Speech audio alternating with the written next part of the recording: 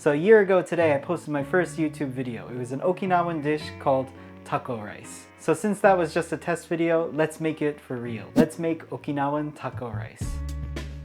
Let's get started by making the rice. Give it a brief wash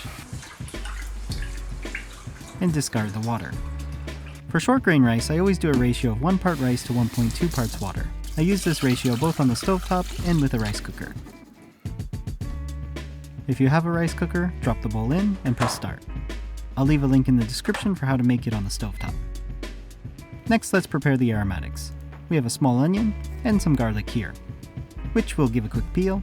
Let's set the garlic aside for a moment and dice the onion first. To do this, we'll cut it in half, slice off the stem end, leaving the root end intact. Make horizontal cuts, then vertical, and dice.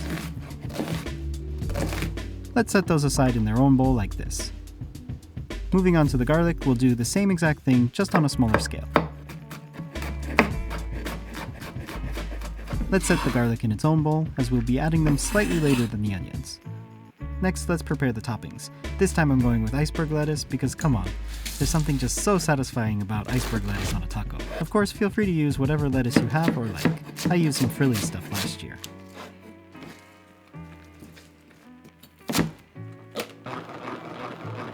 Let's take it for a few spins in a spinner and let it drain while we cook. Here we have some tomatoes, which we will use in two ways. Once as we cook the meat and then as a topping later.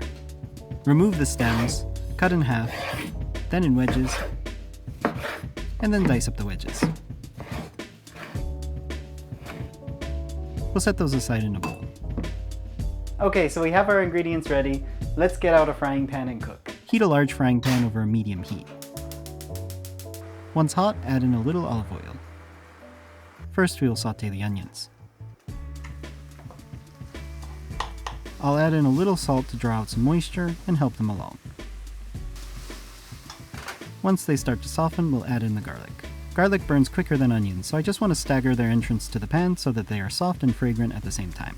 At which point I will push everything over and add in the ground meat. Let's season that with our typical taco spices, starting with chili powder. Wow, that's really keeping its shape. Let's break that apart slightly. Okay, where were we? Let's season with chili powder, paprika, cayenne, and extra cumin if you have it. Season with salt and pepper. Break it apart to help it cook evenly and make sure the spices are evenly distributed. Once the meat is browned, go ahead and mix it or toss it together with the aromatics.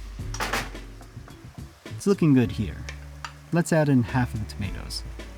In the Japanese versions of the recipe, it's actually common to use ketchup, but I'll go with fresh tomatoes and a little oyster sauce instead. The oyster sauce will help simulate some of the sweetness that we would get from the ketchup. Also, to help give it a little depth, I'll add some sake too. Let that simmer until the tomatoes have broken down and it's looking like this. With the meat looking good, let's get ready to plate. Lay out a bed of rice in the center of your plate.